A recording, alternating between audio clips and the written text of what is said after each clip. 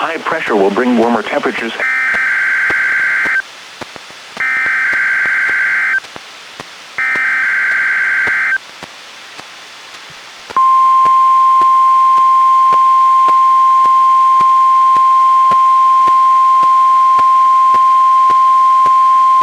This has been a test of the emergency alert system conducted by the National Weather Service Office in Spokane, Washington.